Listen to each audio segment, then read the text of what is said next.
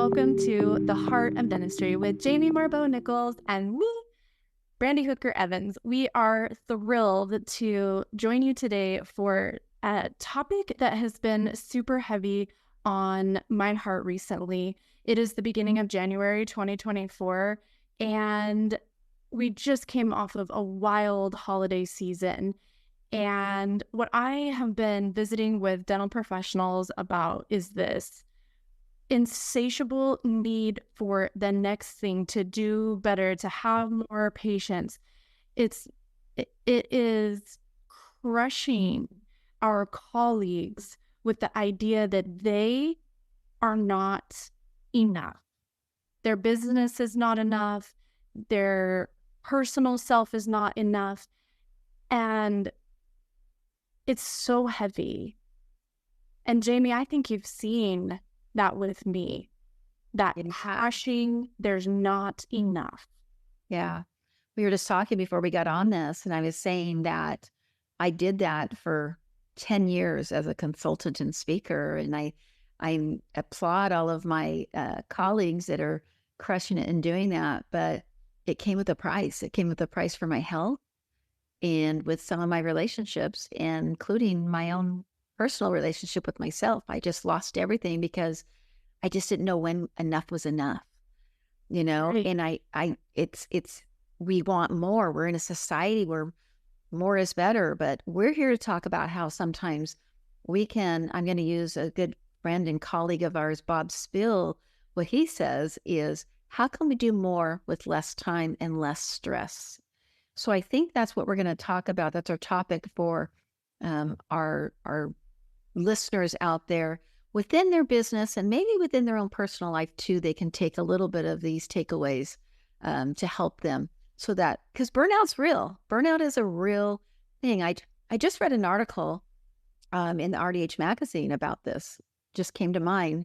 I'm just going to mention it real quick. And it was saying how, yes, we have this, skyrocketing increase in askings for compensation, but this new article just came out and said that the burnout hasn't gone down, even with being paid much more.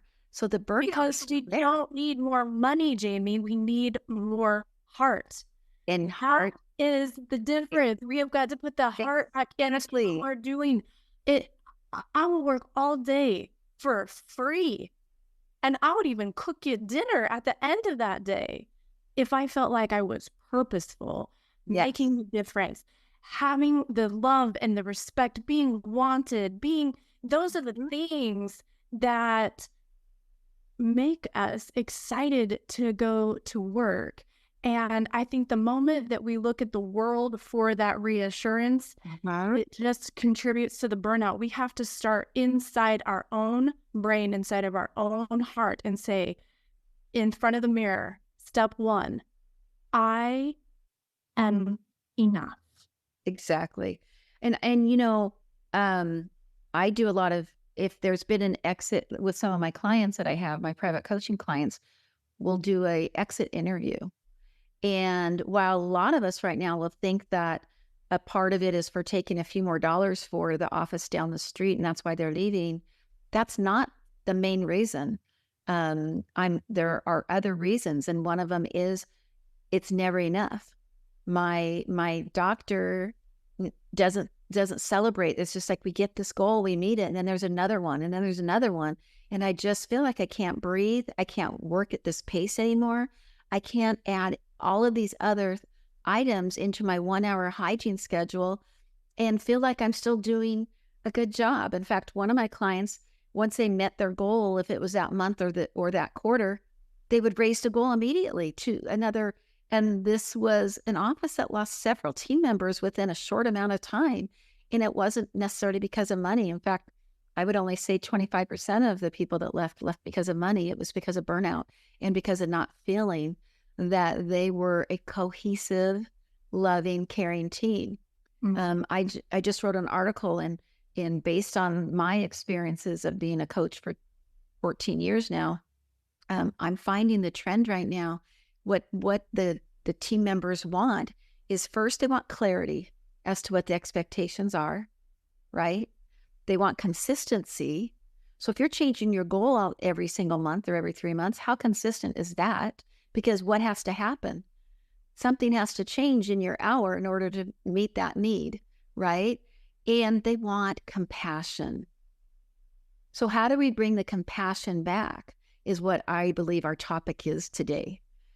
And that's our whole tagline is we're the Heart of Dentistry podcast where Brandy and I are trying to take the ache out of dentistry and put the heart back in. And so I think this is a perfect, at the beginning of our year, topic for us because it's heavy on your heart and it's heavy on my heart. And I think that when we peel back all of the layers, yes, the employees are feeling burnout and like they need to have the next thing, but so are the business owners. They are. And I believe with my whole soul that if we just start right now by looking at ourselves in the mirror, the people around us at home and at work, and just saying, I am enough, they are enough, you are enough, this business is enough. If we can just start right there, then that mindset shift is going to set us up for success. And it's a tiny tweak. But if you take nothing else from Jamie and I, but you just start right there with I am enough, all of the goals, training, equipment, all of the new patients that you want to have come into your office, it's all going to look and feel so much different because you're starting from a place of abundance rather than scarcity. And growth is beautiful and necessary and uncomfortable. However, it's also exhilarating and rewarding, albeit uncomfortable, when it's from a place of, I am enough. And look at how fun it is to be sweaty and uncomfortable. And look, my business did grow and I did become a better person this year, more aligned with my core values. But that's it. Start to finish, I am enough. You are enough. And this business, it's just right too. Yeah. I think, I had a client going into Q4 of this past year say, we as a team have never made more money and I've never been more stressed and unsatisfied in my life, in my practice. And you know where that trickles into? It trickles into your personal life. How can it not, right? And so what are some of the tips that I would use? One that I do use and what you use too for your coaching clients and in your own business that you and your husband own together. One of the things that I find very important, just a quick note, is when's the last time you actually heard your team members laugh, not just with their patient, but laugh amongst themselves and actually at lunchtime or with you at one of the meetings? I mean, is it a serious all business? Are people looking blurry-eyed? Or are they actually enjoying it and laughing and talking amongst themselves? That's one thing I would look at. The other thing that I talk about a lot is something that I believe in. There's a person called Simon Sinek, Sinon, his last name is Sinek. And he talks about, and I think this is very apropos for this topic, how there's the finite game and there's the infinite game. And the finite game is where a lot of us that have played in sports understand that.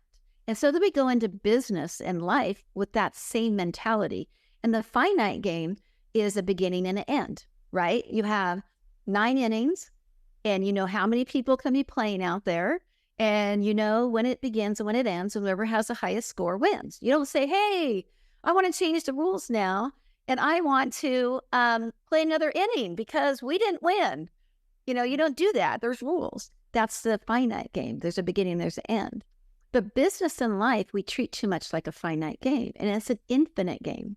We need to be able to have a slow roll to finish happy and to finish each day happy and to finish at the end of the quarter happy or the month, or go home and go to bed and feel happy and put your head on the pillow knowing that you had a nice, productive, but calm, happy day.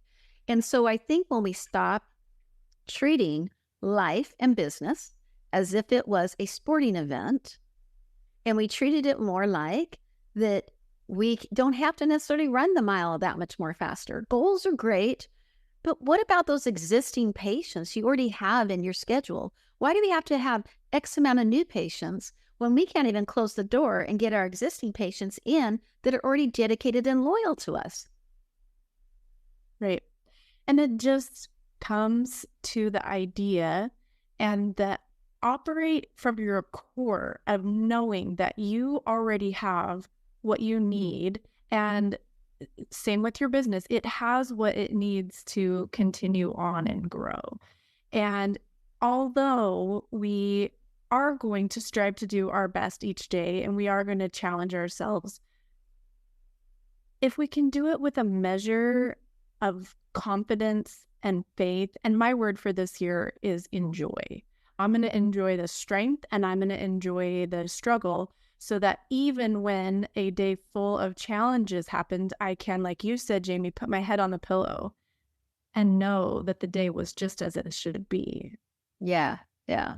And I think that the way for our practice owners and the people listening in dentistry, one of the things that I find with my clients is that we have a lot of achievers and learners, and it's notorious that achievers and learners are always wanting to grow. What's the next step? Okay, I got certified in laser. Yay. Now I'm gonna get my my 3D scanner. Okay, and then and what happens is they don't make sure it works and it fits. They don't get all the bugs out of that one area. I'm gonna go learn to do Invisalign, and now that's put into the hygiene schedule, to have that interview. And and so what I would suggest, and I'm sure you would agree with this, is have a goal of something you're going to learn and implement. Maybe it's one or maybe it's two things, and that's it. And you get really good at the one thing for 6 months to a year before you implement the next thing. What do you think about that? Because that's what I see is they just want to keep getting the new shiny object, and it's stressing out the team members sometimes, and it has to be stressing out the doctors. And the doctor, yeah. So to me, Jamie, that's step 2. Number 1 is mantra to yourself and to the people around you that enough. We are enough. Step 2 is celebrate. Yes. Stop and celebrate, and that's where my enjoyment, because I definitely am I have a very deep thirst for knowledge and love to achieve. And so I feel like as I'm hearing this from the people around us, I'm also telling myself and you, like, yes, we are enough. And then we're going to celebrate. And if you can bring those two, so simple, just completely elementary, we could teach it to the preschoolers. Yeah. To your daily life, wake up in the morning, I am enough, the people around me are enough. And then when something great happens or when something hard happens, that's also important, I think, to celebrate those struggles, those challenges, because look at how much more beautiful and strong you are when you come on the other side. So if we can really lean into enough and celebration, Jamie, this year is going to be so full of heart. Yes. And I have a word also. Mine is joyful, and the FULL. Yes. Yeah. Oh, Jamie, what a great way to wrap up. Y'all, we hope that you feel so incredibly empowered for a beautiful year. Okay. Thank you very much. We'll see you. Have a great year. We can't wait to have you join us again on our next podcast. Yep. See you next week.